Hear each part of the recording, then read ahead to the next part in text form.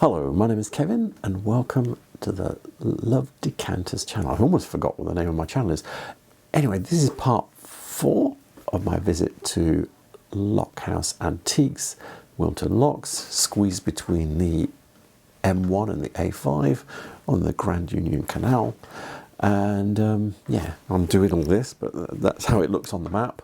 Anyway, yes, I think I show myself to be a bit of a nerdo in this one because there's some glass by a company called Hajdemach, who are just like mass producers, and I have a collection of pictures that I've downloaded where I see bits of Hajdemach glass in boxes. I keep it because there are no catalogues, and it's really nerdy because actually it's just mass produced.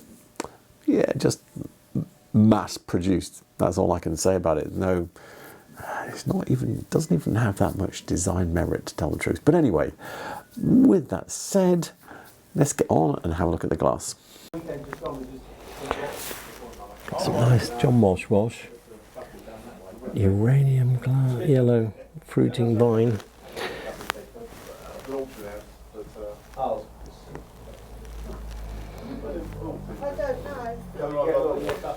Yeah, we can find those in the book or in the catalogue, and yeah, I'll be able to show you those.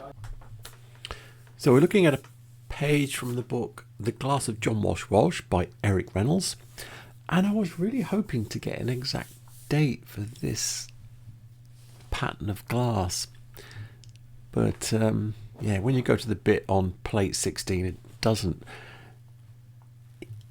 The bit where it does write about this picture is in the section 1910 to 1925, so I suppose that gives a date of sorts, but not satisfactory. No, not at all.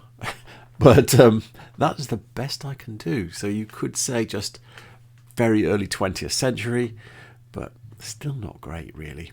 Anyway, there we go. It is definitely John Walsh, and it's from the beginning of the 20th century. Thomas Webb Ribbonet, so from the 1940s. So, I don't know what went on there. I don't know why I said 1940s. It's wrong. 1910 to 1928. We will get on and I will show you. I don't know. I think maybe I was being distracted by people behind me. Anyway, so yeah, because it seemed to cut out. I don't know what was going on then, but anyway, let's keep going. When we looked at the first green jug in part 1 of this film, I just showed you my website. I cheated, so I'm showing you a proper reference this time. This is 20th century British glass by Charles Hajdemach, and yeah, this is an advert by Thomas Webb for the Ribbonet pattern. Now that jug is not here. This glass, this is the only, out of all of this suite here, this is the only thing I have myself personally. I have this in about 5 different colours, including I think the one we are looking at in this brown jug. So I have 2 shades of brown for this jug, and yeah, so Ribbonet, and it's, as I said previously, introduced 1910. Now I remember I was being a bit vague about the 1928, and what they're saying is still in the catalogue in 1928. Yeah, I don't know when the next catalogue after that they had, so they might have like a 1949 catalogue next one, so they could have been making it, you know, after the war and then stopped, or even 1955 and made it up to then. We don't know, but we do know the last good reference for it is 1928, and they might have made it up to the war, but it's unlikely they made it after, as if it was going out of fashion. And they don't. The guy that wrote this, who worked with Stourbridge Glass Museum, yeah, if he doesn't think it's going much beyond that, it probably doesn't. Got some Victorian penny licks here. So they were kind of banned in the Edwardian period, because they would sell you a dollop of ice cream in the end, and you'd lick it out, and then you give it back to the man, and then he would give it to someone else. And yeah, it wasn't particularly hygienic, and because they weren't washing them, yeah, not a good thing really. So that's why they were banned, and that's why we ended up having the little cones that we get now. Looking at a page from the book 20th Century British Glass by Charles Hajdemach, and yeah, this is the bit where it talks about penny licks. Got a couple here. Neither of these I think are exactly the same. They're very close. I think they're closer to this one. I think it's this shape here with this overall shape of glass. So somewhere between these two. Now they're saying these are from a catalogue similar in 1910. What's interesting, because I think I was mentioning that they were banned in the end for being unhygienic because they wouldn't wash them between use. You'd go to a little man with a cart full of ice cream. He would give you a chunk of ice cream on here. You'd lick it off, and then he would just not wash it, just put a bit more ice cream on it for the next customer. But a bit further down on this page, it tells you they didn't finally ban it until the 1930s. Ugh. Anyway, yeah, so some people's grandparents were probably eating with this. Yes, nice. Anyway, just an interesting topographical thing, you know, of the time where, you know, little guys were pushing around little wooden carts on wheels with ice cream in them that would have to be centrally made. And yeah, just different times and a different way of doing things. Got a bunch of glasses in here. This one here, that's quite a nice one. That's probably 1840s, 1850s. Same with this one here, this little bucket one. Might even be earlier because it's got very, if you look at the foot, it's quite conical. I don't know if you can pick that up. So that's quite a nice one. What have they got on it? 18 sherry glass. And then in the back, they have some pub rummers. Can you see? Victorian pub rummers there. So they're quite good. They're probably mid-Victorian. The colour's shocking on them. Really grey, not clear at all. So yeah, they're not going to be late Victorian. And I can show you some of those in the catalogues. So out of the glasses there, my favourite was the little bucket bowl. And yeah, I have this similar one. I thought I'd show it to you show you the kind of glass it is. And it has some of the same features. So if you look at the foot, can you see that conical shape? Yeah. Mine's got a little chip on it somewhere, but it doesn't matter. And then the bowl has got these little panels on it. So yeah, so this is very early 19th century with this foot like this. And I think the other one was similar. You're really talking close to 1800. So yeah, and so I'll put this in the sort of like 1800 to 1820 bracket, and I think that one is probably a similar date. This is a page from the book Victorian Pattern Glass and China book, and it's basically a retail catalogue from the early 1870s. And yeah, so this is the kind of thing we're looking at. I think they were probably doing them at least 10 years earlier, maybe 20. But anyway, this is the type of thing it is. I would need to take it out and feel its weight to see how much lead it has in it, etc. I feel it is an earlier one, that it is probably from the 70s or earlier, because the colour of the glass is very off. By the end of the 1800s, most glass I think was pretty shiny and clear.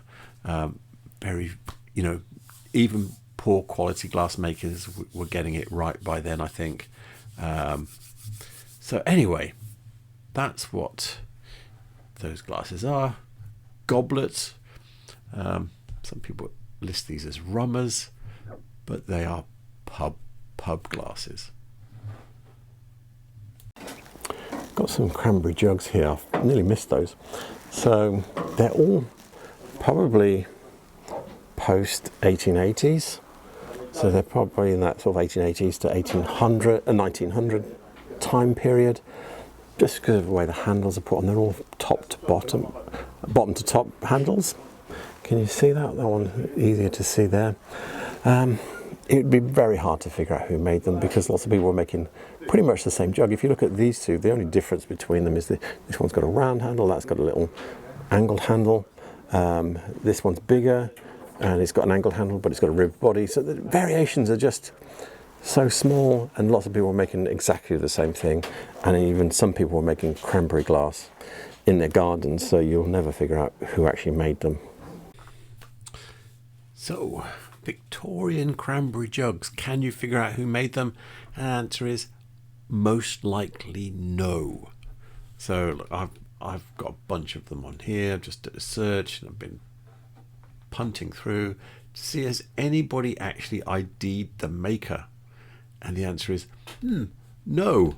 And there's even one here, look, I'll show you this one. So this is a very high quality glass dealer, exhibit antiques collectibles. They've got one. Look at that, that's nice, isn't it? Yeah. And it's even quite a distinctive one. Do they know who made it? No. In fact, they've just gone 19th century. I can tell you it's like probably post the way the handle is. I hate it when you can't point the thing over that. If I click on it, it will expand. No, it's just going to keep moving.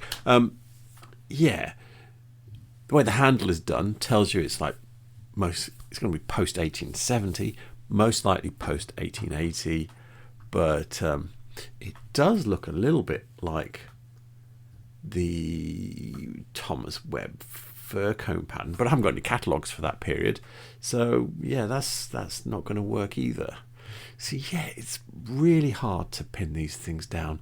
There's just so many minor little variations and so many similar ones. I have one jug which is super distinctive, miser jug in cranberry, and that style of jug appears in about 3 or 4 different catalogues. So even when I've got one, I've got it references for it, I've got more than one. So yeah, that's where you are with cranberry jugs.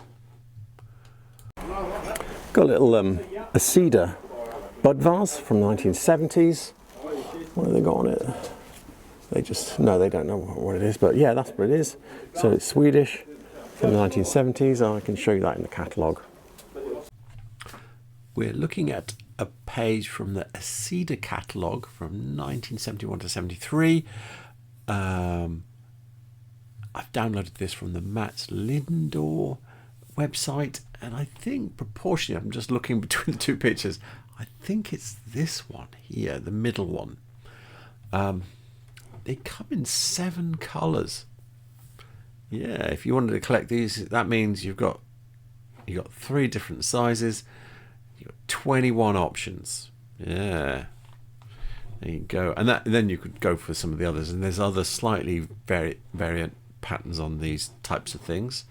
But anyway, I thought I'd have a look at the colours. There you go. And I think it's this one here, green. That was one of the options. I don't think it's this ocean one. I think it is green. But anyway, 7 colours, so that's like more than half the colours they actually do just in that one vase. Check these out, these are quite cool little So deco. I'm going to find these. I think they might be Stozzle, they might be Walther & Zahn. They've got that look. But I will definitely going to try hard and find those. They're really quite cool. It's 4 bowls and the thing, and I've not seen it before. I might have seen it in the catalogue. It kind of looks familiar-ish, so I think I might be able to find it. So, when I first saw those bowls, the name that I thought popped into my head was Walther & Zahn. Here, look, here, this is Walther & Zahn here. So, I think it's Austrian. Yeah, German, they say here. I think it might be Austrian, though. Anyway. No, it's German. Yes. Anyway. They said Germany 1930. Yeah, so I know this is Exhibit Antiques and Collectibles. They're an expensive dealer, but they're not always right. They're not always right. And I couldn't find this in 20th century glass. Yeah, so, and there's no reference. They just say Waltham on. I felt really uncomfortable about that. So what I did was I went to the Glass Musterbusch website. They've got all of these catalogues, and they've got 1, 2, 3, 4 from the 1930s. And in fact, they've got all of these as well, and I've looked at all of them. So if I go into, like, I think this one, you'll see that. Look at this. See, with the curves in it. If I go back, there was another one. Oh no, it wasn't this one, was it? Maybe 1937. Let me find another one. 1937. There was something in here that had like curves in it. Where is it? You've got. Where is it? Come on, come on, come on. Yeah. You got something like this. You see, which has even got the textured and non-textured panels in it. Yeah, but it's not this either, is it? So I thought, I've been through all these catalogues and it's not there. So I just started Googling different things. And then this appeared. So this is Stozzle. It's from Czech Republic. It's got a whole. I just put in. I'm going to put Stozzle glass bowl. Just as they did that kind of thing as well. One person on Etsy said Stozzle. Okay. Etsy is probably the worst. It's the pits. And when you click through on it, it's sold already. So you can't even find the reference. But there is a reference number. So they've said Stozzle 91510. Ooh, that makes it a bit different. That means that they've seen something, to my eyes. So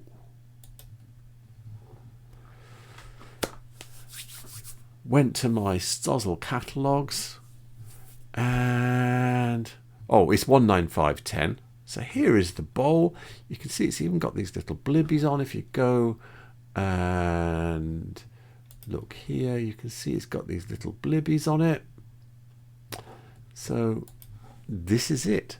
And you've got the whole service. And so it's Stozzle. It's probably from the 1930s. And because this is pre-1958, but this covers stuff going back a bit further, and it looks very deco. So I think this is Stozzle 1930s. See, and it's a bit away. It's a bit softer than compared to a lot of the other stuff. A lot of the other stuff is more geometric-y, like this, and this. So anyway, it's Stozzle. It's from the 1930s. Don't know if it's going to glow in the dark. It's worth a check because that makes a difference to the price.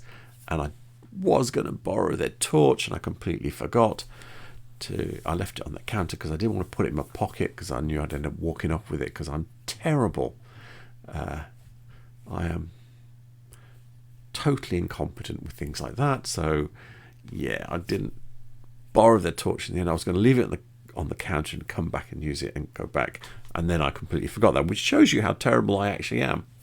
Anyway, I have been able to pin it down. It's Stozzle. We've got part numbers and everything here, so we're all good. Oh, yeah. I know I don't normally look at these things, but yeah, Hajdemach.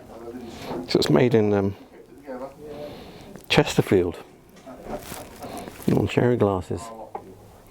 Probably from the 70s or 60s.